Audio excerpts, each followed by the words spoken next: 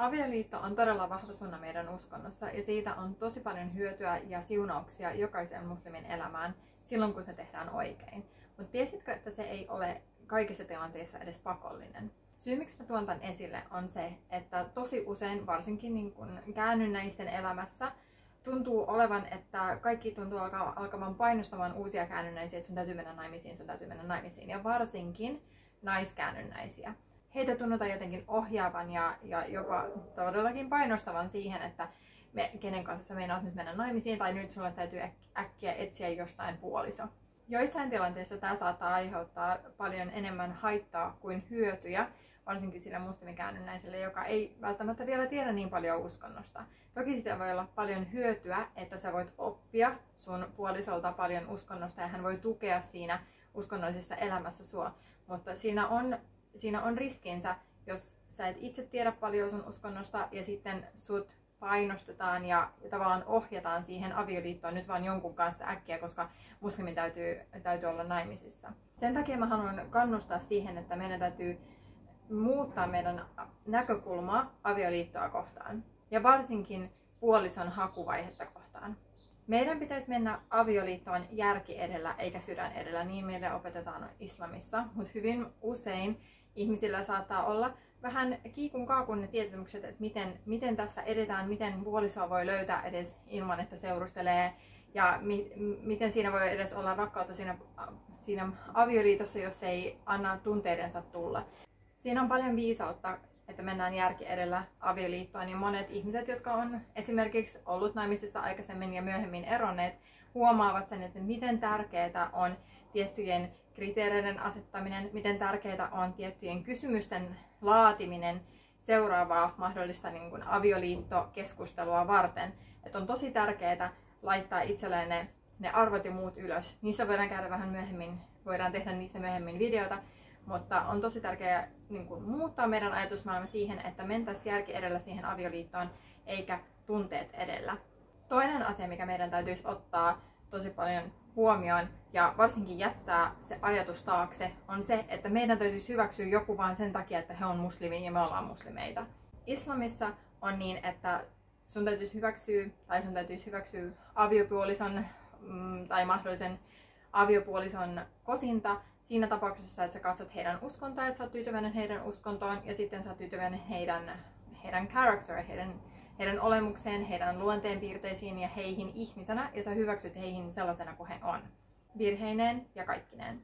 Mutta tosi usein saattaa nähdä semmoista, että hyväksytään joku tai mennään jonkun kanssa naimisiin tai mietitään jonkun kanssa avioliittoa hyvin pitkällekin, vaan sen takia, että no, he on muslimi ja mä oon muslimi ja meillä vähän niin kuin klikkaa tässä näin ja kemiat suunnilleen pelaa ja ne on ihan hyvän näköisiäkin ja tämmöistä.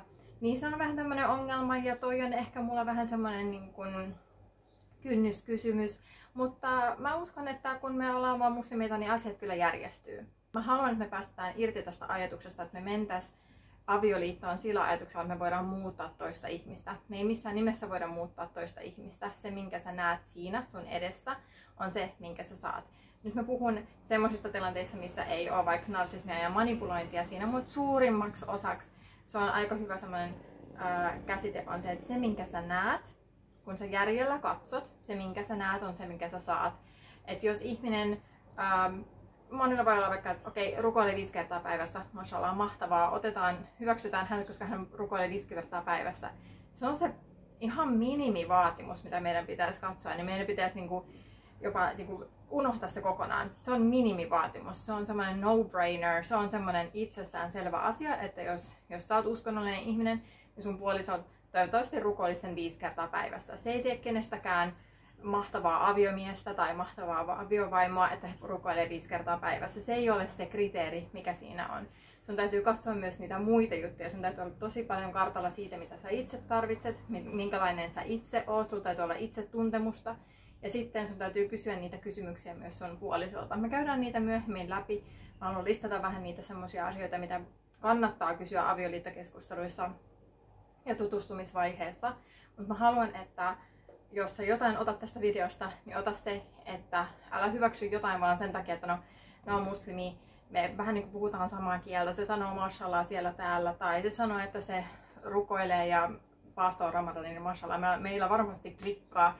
Vaikka mä en ole nyt ihan varma tosta ja mä en ole nyt ihan varma tosta. Ja tääkin on vähän semmonen, niin kuin, mikä mulla herättää hälytyskelloja, on vähän niin kuin semmoinen punainen lippu, red flag.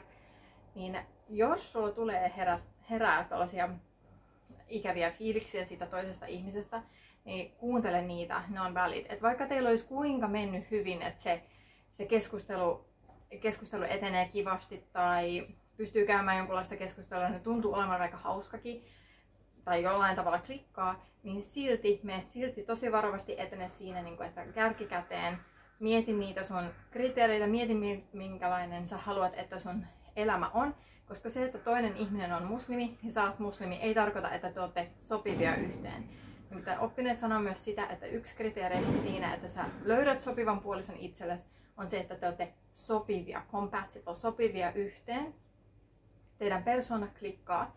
Meillä on useita esimerkkejä esimerkiksi sahabien elämästä, missä monet vaikka sahabinaiset, eli profeetan seuralaiset naiset hänen ympärillään, esimerkiksi ei hyväksynyt joidenkin sahabien kosintaa.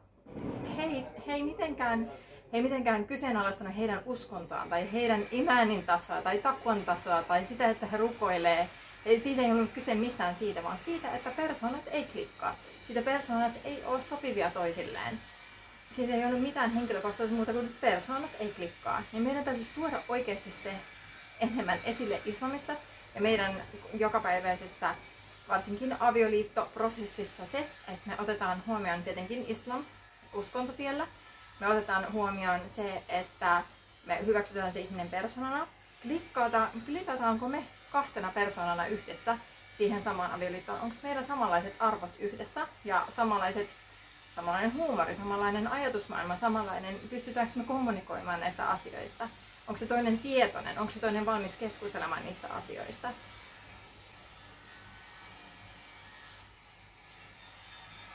Ja nimenomaan jättää se ajatus, että me voidaan ikinä muuttaa ketään. Me voidaan tukea ihmisiä siinä prosessissa tai avioliitossa, me voidaan tukea, siitä puhutaan myöhemmin. Mutta me ei voida ikinä muuttaa ketään, me ei voida ikinä saada ketään menemään sinne moskeijaan useammin tai olemaan sitä tai olemaan tätä. Me ei ikinä pystytä muuttamaan sitä, se toinen ihminen on se, joka on vastuussa siitä muuttamisesta.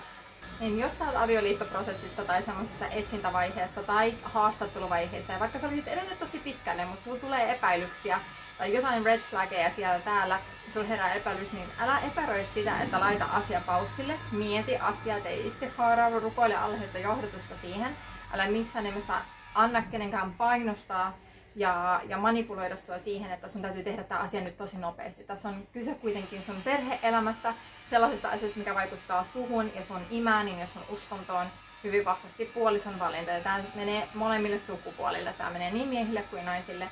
Ja sä et voi kiirehtiä siinä asiassa ja sun täytyy edetä järjellä ja harkiten siinä avioliittoprosessissa. Älä anna kenenkään sanoa, että nyt nopeasti, nyt meidän täytyy tehdä tämä nopeasti, nyt tee päätös. Vaan ota aikas, ota rauhassa ja käydä niitä tips and tricks siihen vähän myöhemmin sitten enemmän, että miten avioliittokeskustelua kannattaa voida mennä eteenpäin ja mitä siinä kannattaa ottaa huomioon.